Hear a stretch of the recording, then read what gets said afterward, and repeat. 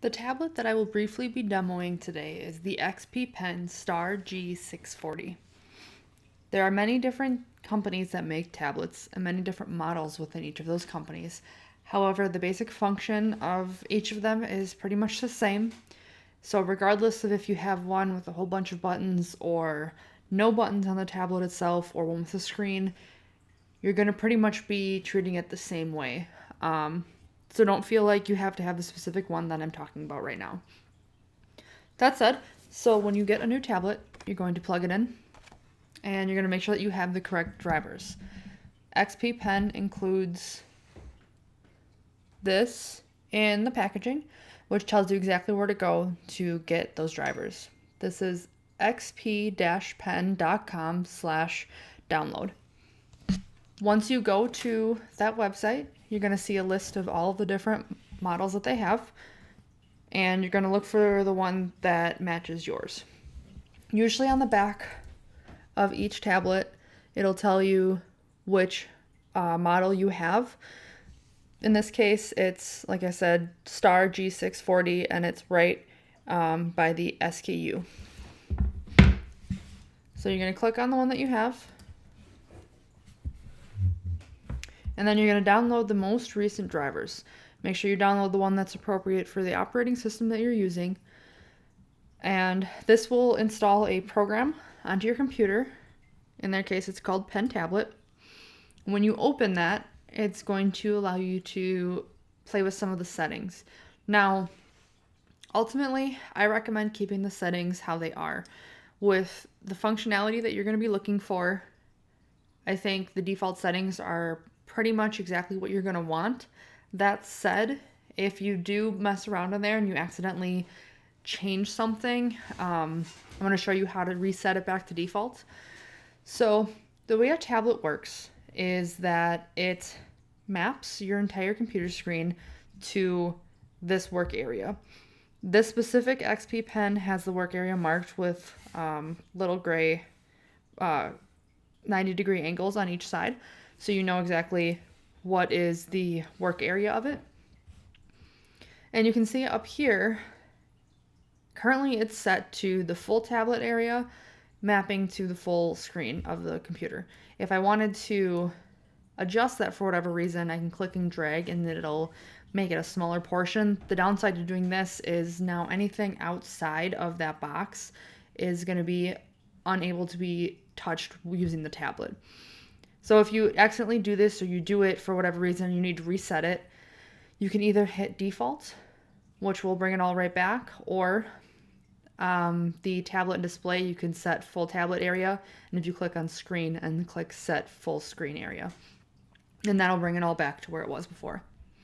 Now, pen settings will allow you to see what is currently set for each pen button. Now, if you look at a pen, the button that's closest to the writing end of the pen is currently set to right click, and the back button is currently set to pen/eraser. So if I hit pen/eraser, depending on the program, it might switch from a drawing pen to an eraser and vice versa. So if you are trying to draw on something and nothing's showing up, maybe try hitting that and it'll switch back. Not every program allows that feature, but that's something to look at.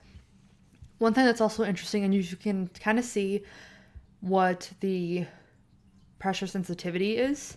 So if you look down here, if I push it all, you'll see the current pressure change. And this is telling you how hard I'm pushing.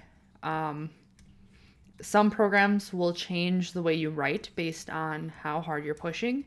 Some of them won't, but that's something else that you can adjust if you need to. I guess if you're working with someone who maybe isn't used to pressing down as hard or presses down too hard every time, you could adjust the soft or hard, but generally I leave it right there in the middle. When you're using the pen, you should be mindful of when you touch the tip to the tablet pad itself. Hovering slightly over the surface will allow you to move the cursor without clicking anything, but if you tap the tip of the pen to the surface, that will register as the click. So you want to keep this in mind whenever you're getting used to using the tablet. If you look in the upper right corner of this particular model, you will see a white light turn on briefly to tell you when you have entered the area that is close enough to count as a hover. So once you have your settings exactly where you want them, you want to go around and start using the tablet. Now, the tablet is basically a replacement for the mouse. You can easily switch back to the mouse by simply removing the tablet from the work area and switching back to the mouse. However, the more you use the tablet and the pen, the more you'll get used to it and the more familiar it will feel. So, with saying that it's exactly like a mouse, that means that all I have to do to click on something is to just tap using the pen, and it'll be the same function as a regular left click. This is the main thing that you're going to do with it, and then there's also the right click button, which will bring up all of the normal right click options. For something like if you want to click and drag, in this case a scroll bar, you're just going to press down and keep it holding down and then scroll down that way. So the more you use it, the more familiar you're going to get with it. So I highly recommend using it as much as possible, especially before your first time using it for a class. Now, the reason why tablets can be really useful for a distance learning class is because it allows you to interact with the screen in a way that you would normally interact with a whiteboard or other kinds of more interactive learning tools like that, that we're ultimately missing out on in our online learning that we're currently doing.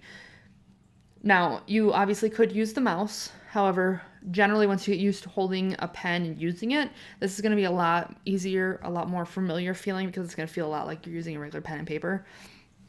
So, like I said, I recommend using it for a little bit, getting used to how it feels. Once you're all set and you feel comfortable with being able to use it, then you can go ahead and start your class. So in this case, we're going to briefly look at a Zoom call. I'm going to go ahead and do share screen. All right, and then, so if I'm talking to students and I want to show them this document and tell them like, hey guys, just so you know, you can save the chat, which will allow you to access the information that you talked about with fellow students, as well as save the links that we sent you. So what you can do then is go up here to annotate, make sure it's on draw, and you can draw right on the screen. And then you can show them exactly what you're talking about. You can easily switch back to the mouse, which will allow you to go back to the normal functions of the tablet. As you can see, the annotation in Zoom will stay on the screen as you're moving around, so that's one thing to keep in mind. And then you can simply clear the drawings in order to get rid of it. So that's pretty much it. The biggest thing I can stress is just practice with it. It's a really fun tool. I use it a lot for drawing, but it has a lot of other things that you can use, that you can do with it. Just get used to how it feels, and I think it'll be something that's really going to help you guys out. All right, good luck.